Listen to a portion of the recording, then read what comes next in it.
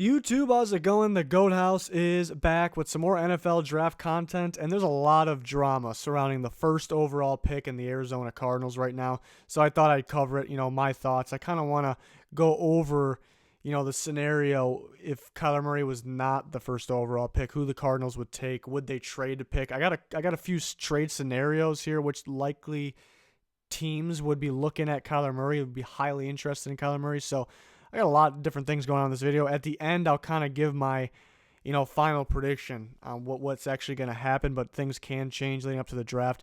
We're going to have final mock drafts coming out, and we're going to do a big trade scenario video early next week, the week of the draft, with multiple different teams. These trade scenarios in this video will just be, with the Cardinals in the first overall pick, but we've got plenty more to do, plenty more to come for the NFL draft, and we're live during the NFL draft as well. April 25th, we start 30 minutes before the draft actually starts. We start at 6:30 p.m. Central right here on YouTube, and then during the draft, we're going to be discussing, our predictions when each team's on the clock, analysis, reaction, all kinds of fun stuff. Great day, best day of the year right there, NFL draft. Hopefully you can join us.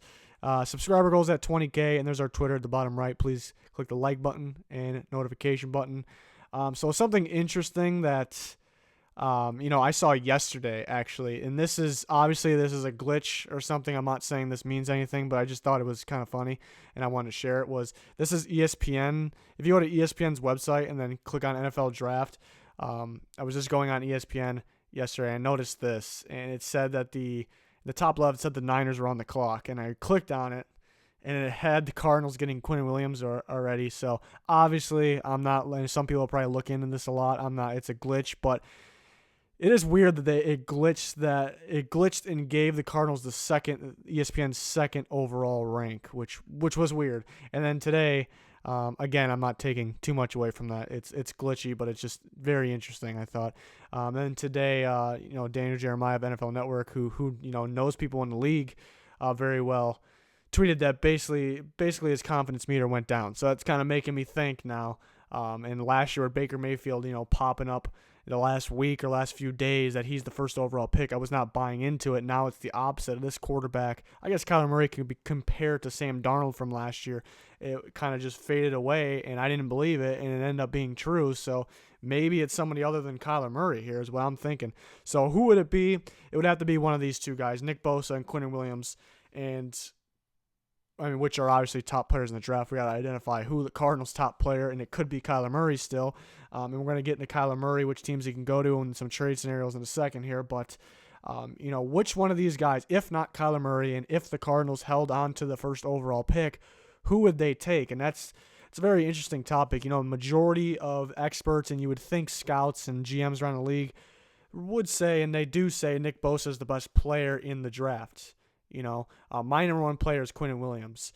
And trying to identify what the Cardinals are going to do, if not Kyler Murray, is the tough part, because they did bring in Vance Joseph. They're supposed to switch to a 3-4 is what he said. He said it's not too hard for players to switch to a 3-4, and they think Bosa can do it. You already heard Vance Joseph say that months ago.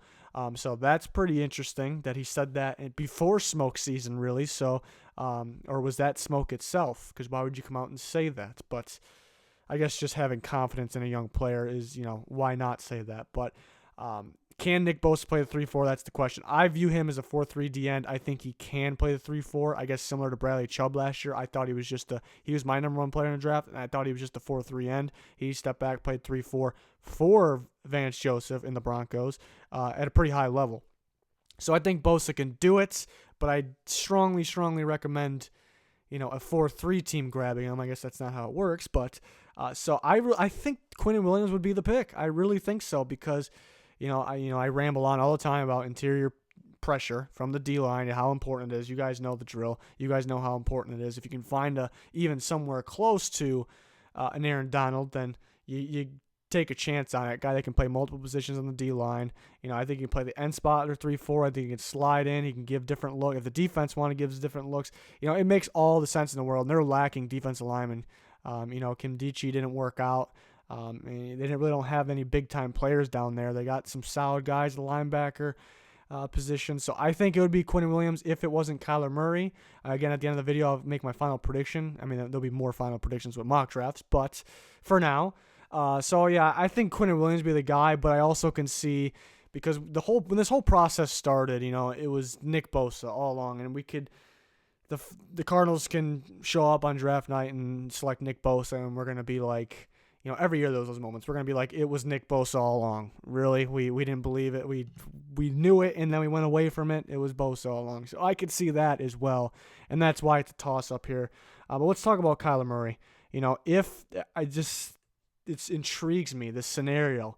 If the Cardinals don't pick Kyler Murray, or if they want to trade the pick, where the whole draft will change. Where will he go?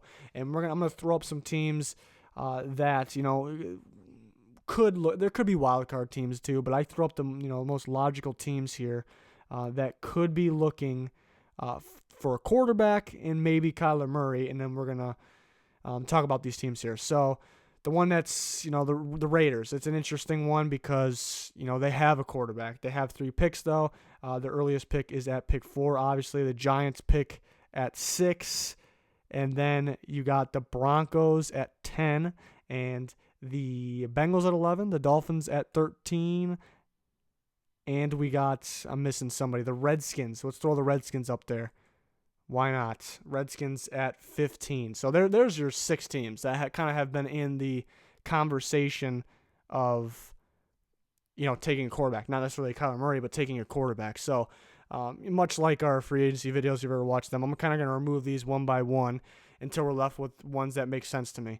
So right off the bat, I just don't want to say 0% chance these teams would draft him or trade. Some of these teams would have to trade up for him. That's what we're going to get to, the trade scenarios.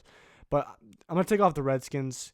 Jay Gruden's offense, I don't think Kyler Murray's a Jay Gruden guy, I should say.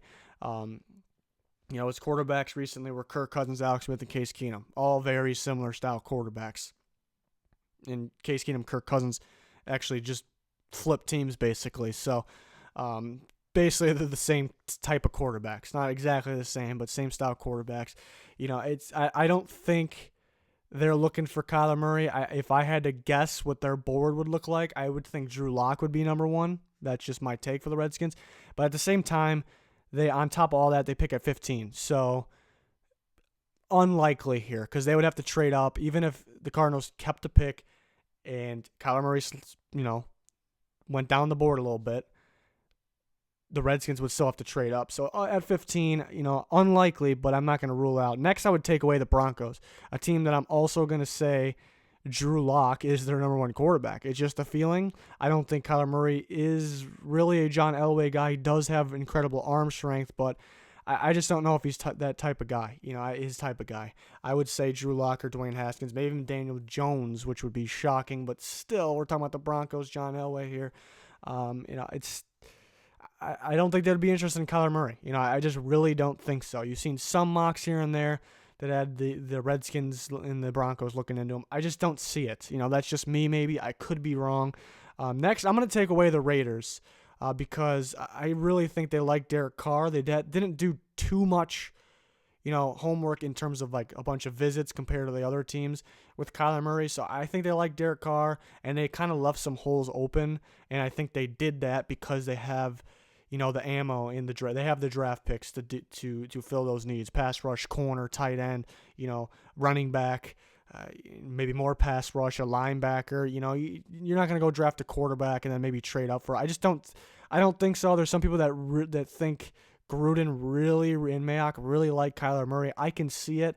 I just don't think so. There's no people in the middle there. There's all people that are like, yeah, I think they like Kyler Murray, and there's people that are like, think those people are idiots. Like the Raiders are sticking with Derek Carr. So I'm thinking they save those picks for other positions. So these are the 3 teams that I'm actually going to keep on the board, and we're going to do trade scenarios with these 3 teams because I think these teams are the most likely to trade for Kyler Murray. The other question of him not going 1 and the Cardinals keeping the pick. It's hard to see that he'll fall down to the Bengals or the Dolphins. If he fell to the Giants are a tricky one. Would the Giants be interested in Kyler Murray? Because I don't know if he's really a Shermer guy, but they're also kind of in that stage where they're just looking to, somewhat rebuild and try to get the new school type of guys, it seems like. I think Kyler Murray would work well with, Saquon Barkley, Sterling Shepard. So I can see it. Let's start with the Bengals, the trade scenario I came up with. It's going to take a lot to get up to the first pick. And I kind of used as a reference the Titans and the Rams a few years ago. It was the 15th pick for the first pick when the Rams went up and got Jared Goff. I know it's a different year now. And so I kind of use that as a reference here and there. There's also a trade value chart that I kind of went to, but I just used, the experience that, what I can recall from the past trades. So this is what I have for the Cardinals and Bengals. If the Bengals traded for the first overall pick, they get the first overall pick and take Kyler Murray. And the Cardinals get the 11th overall pick. They get a second rounder, a fourth rounder, and the next year's first and second. So that's quite a bit there. But if you go back to that Rams-Titans trade, 15 for 1, there was definitely more involved, but it's also the 15th overall pick, not the 11th. So the Cardinals don't move too far back. And a player that popped in mind who the Cardinals would take in that area would maybe be Ed Oliver. You'd think they got to like Quinnen Williams, but they're getting out of reach here. They're too far back for Quinnen Williams. So I think Ed Oliver would be a guy that they would like. And then the Bengals, obviously, if you're trading up for the first pick, you got to be taking a quarterback. Not that Quinnen Williams, Nick Bosa, Josh Allen wouldn't be worth it. You just don't give up that much if it's not a quarterback, I guess is how it is. So, yeah, Ed Oliver is a guy that came in mind for the 11th overall pick for the Cardinals, and then the Bengals would go up and get Kyler Murray. The Bengals, why were they the first one I did out of the three here? Because I think they're the least likely of the three. They still have Andy Dalton. I'd say most likely this trade won't happen, most likely, because you got to give up a lot. You still need more. And then the offense was capable last year. They were actually very solid early in the year with Andy Dalton. So I think it's more likely than the other teams. The Raiders is interesting, but like in the Broncos and the Redskins, I think it's more likely. But again, I don't think it's going to happen. It's just a scenario. If it were to happen, maybe the Cardinals keep pick 1. They take Bosa or Quinnen Williams. Kyler Murray starts to fall a little bit, then the Bengals choose to trade up to, the middle of the top 10. They have to give up way less. So again, we're going to do. When I do the trade scenarios video early next week, or the week of the draft, it's going to be realistic trades. I don't expect every single one of them to happen. Realistic trades that teams definitely could look into doing. So a lot of teams will be involved with that. So but on to the Giants. Let's talk about the Giants here. So the Cardinals would receive the 6th and the 17th overall pick. The 2 first-rounders the Giants have, they receive the 17th. Through the Odell trade, the Cardinals would also receive their second-round pick. The Giants would get the first overall pick, but they get a 4th-round pick back. Why? Because, I consulted the trade value chart, just to help me out a little bit here, try to get as close as I can to realistic. And the Cardinals needed something after the 6th and the 17th. The third-round pick wouldn't be enough. Would the Giants want to, start throwing out multiple draft picks? I don't think so. A second-round pick is too valuable. They need something back, so they get a 4th-round back. So they don't really lose that many. They lose 1 pick, really, total. So I think a pretty good deal for the Giants. But it hurts probably a little bit knowing that they just got the 17th overall pick and made it 2 first-round picks while getting rid of, Odell, your best player. And then you just get rid of the 2 picks just like that. So it probably does hurt a little bit. But then they go up and get Kyler Murray. The question is Kyler Murray their style of quarterback? A couple months ago, I'd say no. I don't think he's a Shermer-type quarterback. I don't know if he's really a Gettleman-type quarterback, but they're trying to – I think they're ready to, play towards today's NFL. It's just a feeling I got. I don't think this happens. I still think that Dwayne Haskins could be their number 1 overall quarterback, but they have the capability of doing this, and I would say it is somewhat possible. And then if – the Cardinals got the 6th and the 17th overall pick. Very interesting. I like Jonah Williams with the 6th pick. Maybe a couple picks too early, but his name is thrown back in there easily in the top 10 conversation. And they've done a good job in the offseason offensive line, but it was pretty bad last year. They want to make sure it's young and ready to go. The good teams retool their offensive line with solid players very, very often, more often than you think. So I think this would be kind of a must for Rosen. And then the 17th overall pick could be a number of different things. If somehow Devin Bush drops down there, maybe a receiver sitting there. Maybe somehow Maybe they want to grab another receiver, N'Keal Harry, AJ Brown, maybe DK Metcalf drops to there. They could be looking to do something like that. There could be a number of different things. I think Cleveland Farrell could be there. I don't think he really fits. Maybe Christian Wilkins. That's a good one. Maybe Christian Wilkins would be there. But the 6th overall pick, I think they would focus in that range on Jonah Williams here. So I think that's a pretty good deal for both teams here. The Cardinals get 2 picks, but the Giants don't lose too many picks here, and they get their quarterback. But again, I still feel like maybe they're more of a Dwayne Haskins. That's more of their guy. Rumors that Daniel Jones is kind of their guy. But then the Dolphins are a team that I can see Kyler Murray on. And I think that's definitely a team I think it's a pretty good team. They need D linemen, but they're going to have some young guys step up. I think Charles Harris will step up. But again, they do need D linemen. I think they're set at linebacker. I think they're set at DB. Could use some offensive line help. But I think with the quarterback, they're a solid team. So I think they can do this. I think maybe the tank for Tua thing's a bunch of smoke. I don't think they would actually come out and say that and it be true. They're not going to go tank for, it's maybe they end up with Tua, but I just don't think they're actually tanking for Tua. I think it's just nonsense. But so I think that it's realistic they can do this, but it's a lot of picks here. 13th overall pick, 2nd round pick, 3rd round pick, a 2020 first and second, and then kind of going back to using the Rams-Titans trade as a reference.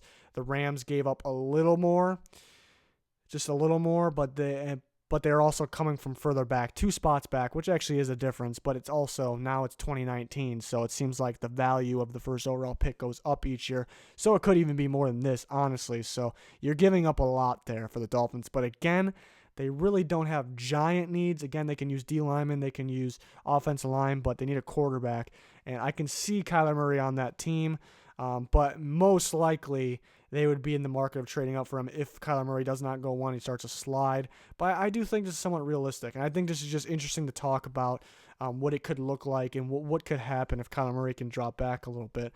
And then Brian Burns, I would really like at the 13th overall pick for the Cardinals. That makes sense right at that pick. He fits Vance Joseph's defense, 3-4 defense. He can play outside linebacker.